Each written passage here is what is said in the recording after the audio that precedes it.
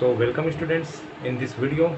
जैसा कि मैंने बोला था आप लोगों को कि मैं आप लोगों के लिए फ्रेंच रिवॉल्यूशन जो हम लोगों ने पहले पूरी तरह से पढ़ा है, तो उसका एक रिवीजन सेशन लेकर आऊँगा।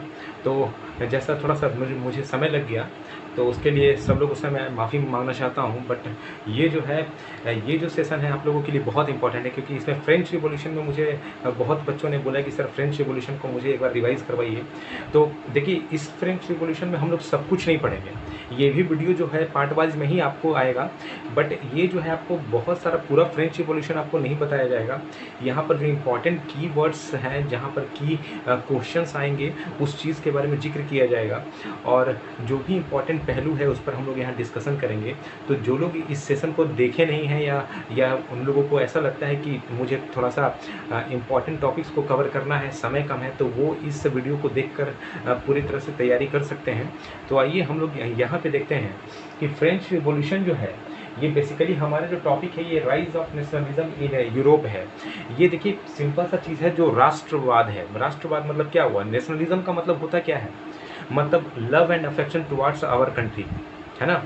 और देखिए, ये जो नेशनलिज्म है ये होता है लव एंड अफेक्शन तो एक तरफ, दूसरी तरफ ये हुआ कि आपका जो रिस्पॉन्सिबिलिटी है, इट मीन्स कि एक कंट्री में एक सिटीजन का जो रिस्पॉन्सिबिलिटी होता है, वो चीज़ भी आपको नेशनलिज्म कहीं ना कहीं सिखाता है। तो नेशनलिज्म का मतलब सिर्फ ये नहीं है कि लोग जो है वो लोग जो हैं मतलब उनके दिल में कंट्री के लिए प्यार रहे। कंट्री का भी अपना रिस्पॉन्सिबिलिटी होता है कि जो लोग सोच रहे हैं उनके मोरल वैल्यू का वो क्या करें, पूरा सपोर्ट करें। तो नेशनलिज्म का एक ब्रॉड कंसेप्ट है। देखिए, शुरुआत जो हुआ है चैप्टर में, वो एक नाम है बड़ा फेमस, फ्रेडरिक सोरियो 1848 का इंसिडेंट है ये, है ना। देखिए एक्चुअली क्या है, ये बहुत फेमस आर्टिस्ट हुआ करता था यूरोप के टाइम। यूरोप में बहुत फेमस आर्टिस्ट हुआ करता था, और इसका एक इमेजिनेशन था। एक बहुत अच्छा आर्टिस्ट हुआ करता था, पिक्टोरियल रिप्रेजेंटेशन ये करता था, मतलब चीज़ों को सोचकर ये इमेजिनरी कंसेप्ट देकर क्या करता था, स्केचेस करता था, है ना। देखिए, दो तरह के हमेशा एक आर्टिस्ट होते हैं। जो एक होते हैं जो रियल चीज़ों को देखकर सही से अपने आर्ट को सामने में लाए, और दूसरे ऐसे आर्टिस्ट होते हैं जो एजम्पशन के बेसिस पर क्या करते हैं, पिक्टोरियल ग्राफिक का अपना पिक्टोरियल रिप्रेजेंटेशन क्या करते हैं, शो करते हैं। तो ये जो फ्रेडरिक सोरियो है वो उन्हीं लोगों में से था, है ना।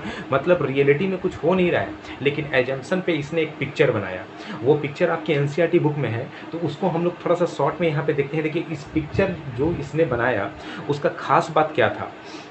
सबसे पहले उसमें उस पिक्चर में एक मूर्ति है, और उस मूर्ति का नाम जो है वो है स्टैचू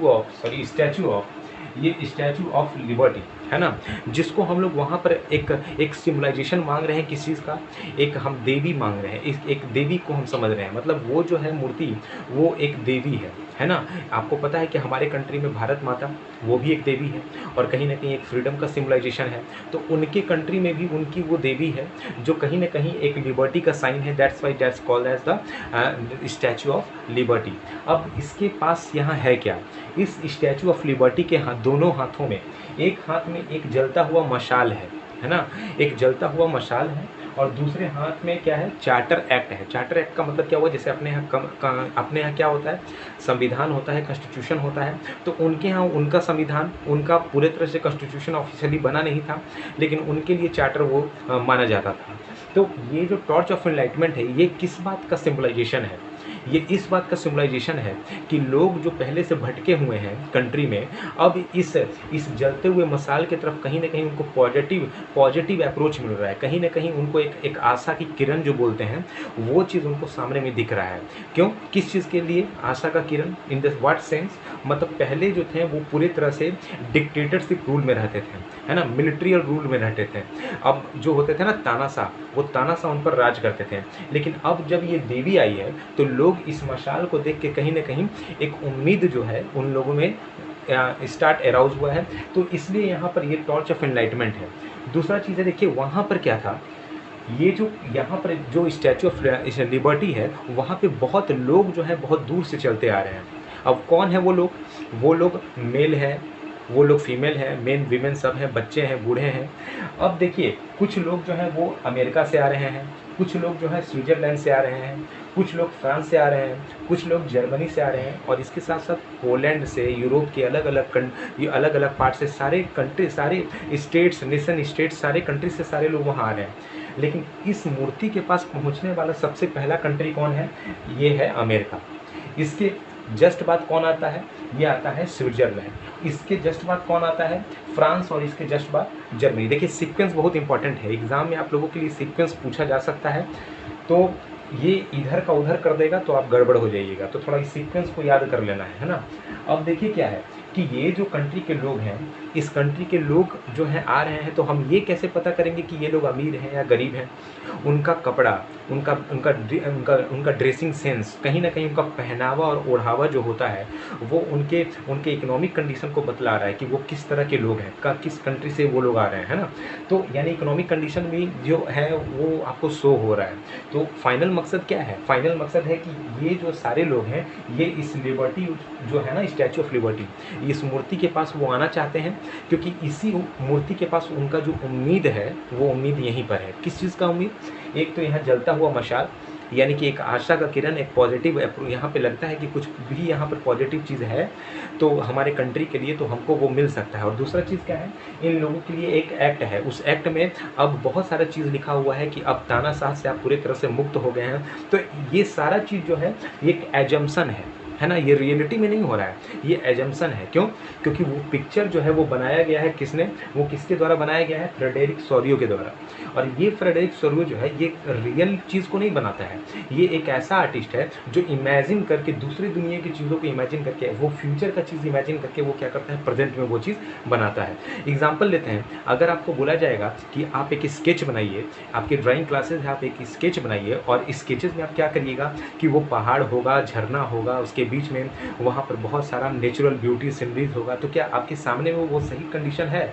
आप वहाँ पर अगर आप ड्राइंग स्केचेस करिएगा तो आप इमेजिन करके करिएगा, तो वही इमेजिनेशन वाला जो यहाँ पर जो ये पिक्चर बनाया है, ये फ्रेडरिक सोरियो ने यहाँ बनाया है। ये चीज़ क्लियर है?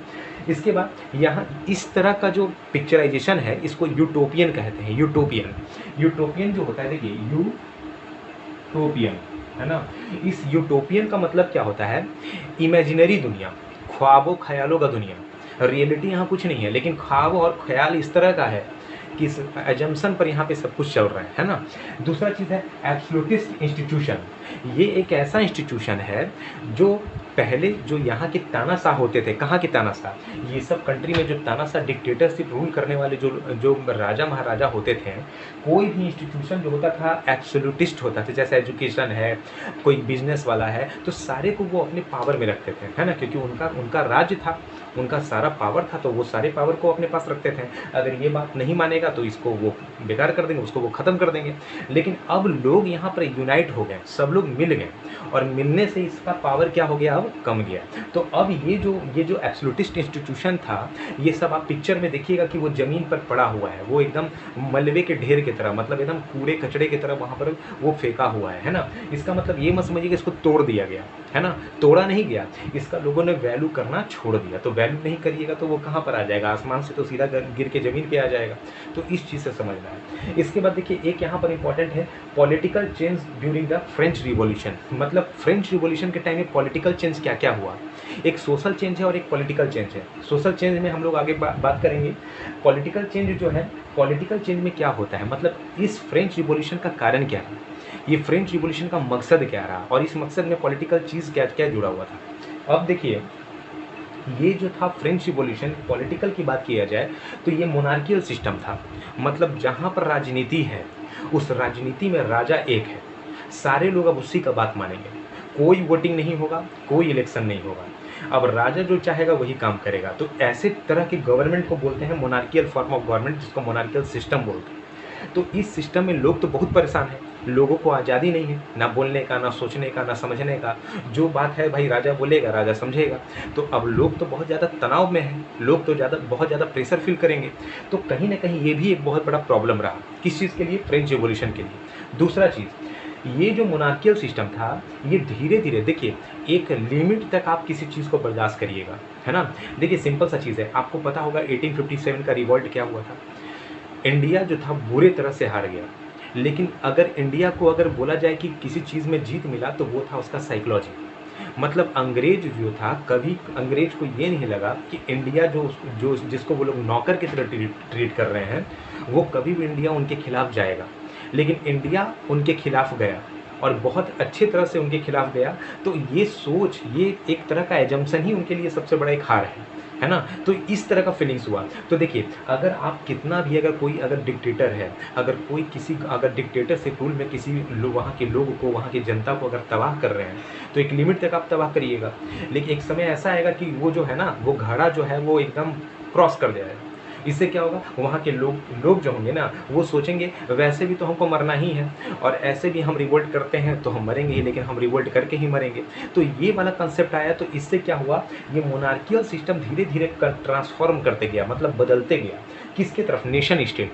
मतलब ये डेमोक्रेटिक सिस्टम जो बोलते हैं ना, उसको सिनोनिमस बोलते हैं, नेशन स्टेट। लेकिन नेशन स्टेट का मतलब ये मत समझिएगा कि यहाँ पर डेमोक्रेसी है। डेमोक्रेसी यहाँ पर ऑफिशियली नहीं है, लेकिन लोग यहाँ पर अब क्या हो गए हैं, थोड़ा सा अवेयर हो गए हैं। मतलब किस चीज़ में अवेयर हैं, कि अब हम डिक्टेटरशिप का बात नहीं मानेंगे। अब हम बात मानेंगे तो हमारा बात अगर मानेगा राजा, अगर तब ठीक है, नहीं तो हम राजा का बात नहीं मानेंगे। मतलब अपोज करना यहाँ से काम शुरू हो गया। तो ये जो था नेशन स्टेट हो, है ना। अब नेशन स्टेट आया, तो नेशन स्टेट, एक बात बताइए, कोई भी अपोज कब करेगा, वहाँ के लोग अपोज कब करेंगे, जब सारे लोगों में वहाँ पर यूनिटी रहेगा तब ना। अगर एक आदमी अपोज करेगा तब तो उसको मार दिया जाएगा, उसको जेल में बंद कर दिया जाएगा। लेकिन अगर ग्रुप ऑफ पीपुल अगर वहाँ पर रहेंगे, अगर यूनाइट करेंगे, तो अगर वो लोग अपोज करेंगे तो उनका तो एक पॉजिटिव चांस भी बनता है कि अगर अपोज कर रहे हैं तो हो सकता है कि उनको सक्सेस मिल भी जाए। तो ये जो नेशन स्टेट आया, कहीं ना कहीं यूनिटी के कारण आया, है ना। अब यूनिटी का आपको देखने को मिला जलवा। क्या था भाई, वहाँ का जो ज़मीन था, जैसे हमारा मातृभूमि है भारत माता, तो वहाँ का जो ज़मीन था, जिसको फादरलैंड, है ना, पैतृक भूमि, वो लोग मानते थे कि ये मेरा ये अधिकार क्षेत्र है, यहीं पर मेरे जितने भी पूर्वज हैं उन्होंने रहा है, और ये मेरा एकदम यहीं पर हम लोग रहते हैं, और हम लोग इसी को अपना धरती मानते हैं। तो उसको एक वर्ड बोला जाता है ला पैट्री। फादरलैंड को बोला जाता है ला पैट्री, है ना। और जो वहाँ के सिटीजन हैं उनको बोला जाता है ले सिटोयन, है ना। तो ये जो है एक फ्रेंच वर्ड है, इसमें कुछ समझने वाला नहीं है। इसमें फादरलैंड को ला पैट्री बोलते हैं, है ना। और ये जो है ये सिटीजन, इसको क्या बोलते हैं, ले सिटोयन, है ना। तो यूनिटी किसके बीच में रहा, यहाँ के लोग और यहाँ के जन्मभूमि, है ना। इनका जो कर्म भूमि है, इनका जो जन्मभूमि है, इनका जो कंट्री है, लोगों का बॉन्डिंग कंट्री की तरफ, यानी अफेक्शन। और अफेक्शन को हम लोगों ने क्या बोला, नेशनलिज्म बोला। यानी कि ये एक रिश्ता जो है, दोनों के बीच का बॉन्ड जो है, ये बॉन्ड ही क्या है, इनका यूनिटी है ना। और इस यूनिटी के कारण ही ये लोग डिमांड कर रहे हैं किस चीज़ का, नेशन स्टेट का।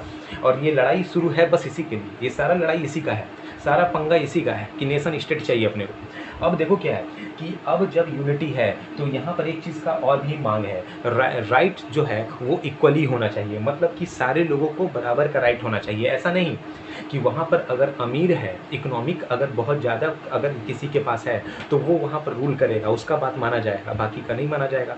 ऐसा लोग जो इकोनॉमी के आधार पर वहाँ पर गवर्नमेंट से जुड़े होते थे, गवर्नमेंट का बात जानते थे, गवर्नमेंट को समझते थे, वो अपना दबदबा जिसको बोलते हैं ना, पावर, पैसे का दम पर पावर, पैसे के दम पे पावर, ऐसे लोगों को एरिस्टोक्रेटिक पीपुल बोलते थे, एरिस्टोक्रेटिक, है ना।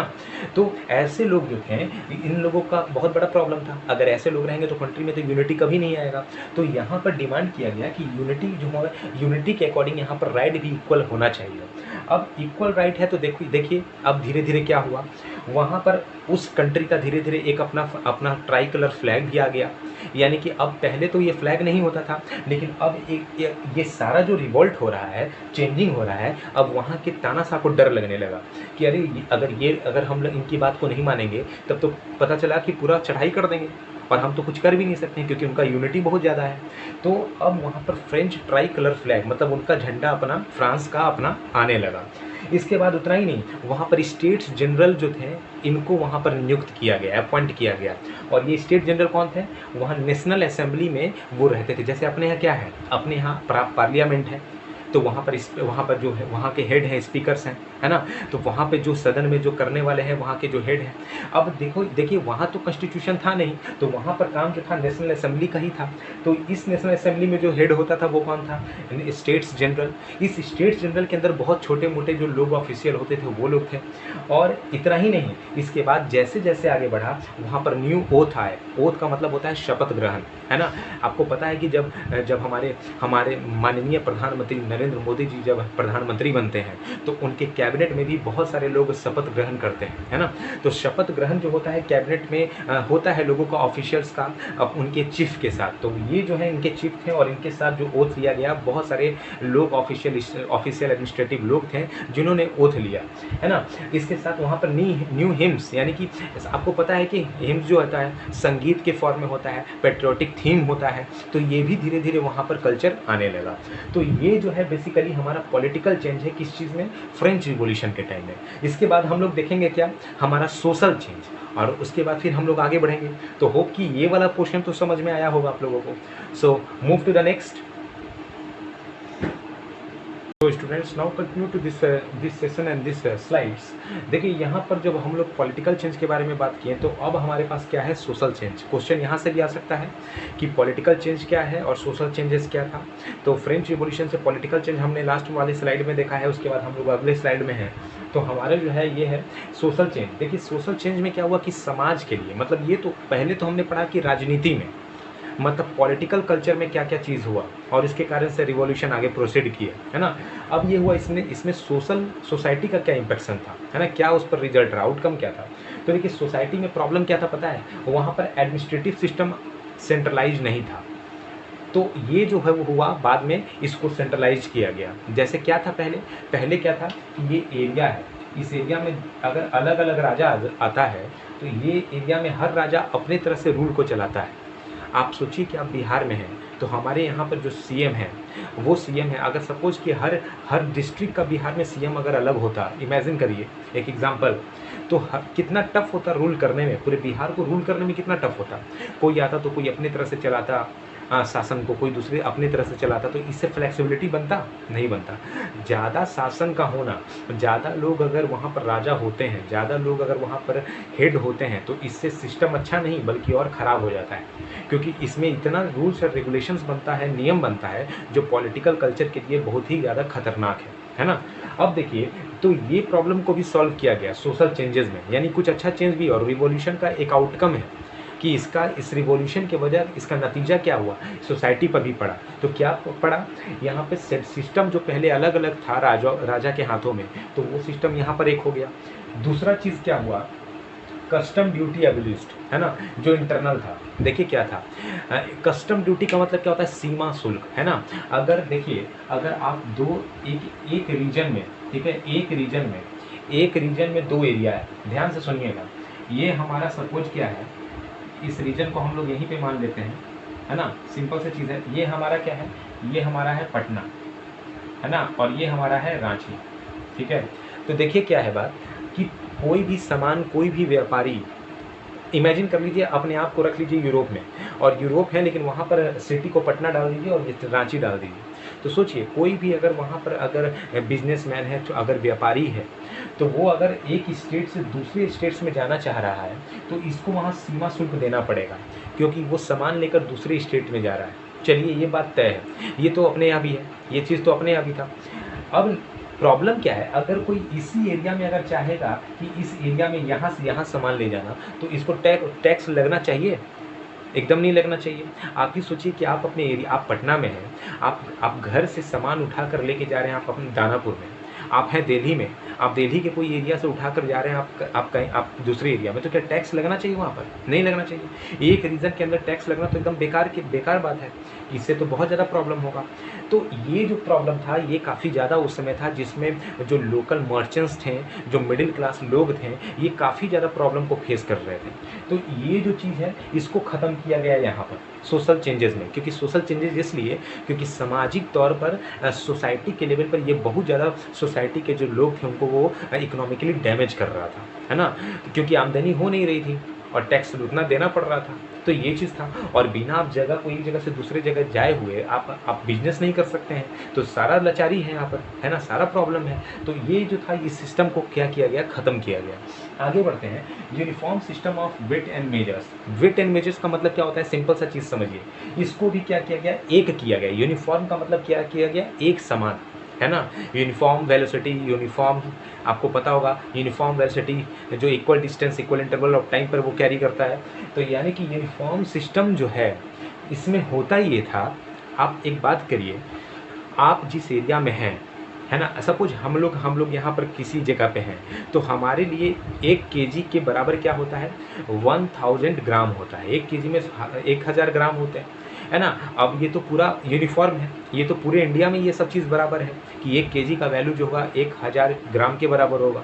लेकिन सपोज करिए किसी स्टेट में ये 900 के हिसाब से रहेगा, किसी स्टेट में ये 800 रहेगा, किसी स्टेट में ये 1500 ग्राम इक्वल टू 1 केजी रहेगा। तो अगर ये वेरी करेगा वैल्यू, तो बताइए दिक्कत होगा कि नहीं होगा, लॉस होगा या नहीं होगा।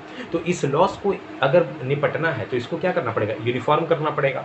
हम सब जगह 1 केजी इक्वल टू 1000 अगर ग्राम रखते हैं, तो यानी कि हमको सब जगह पैसा बराबर ही देना है।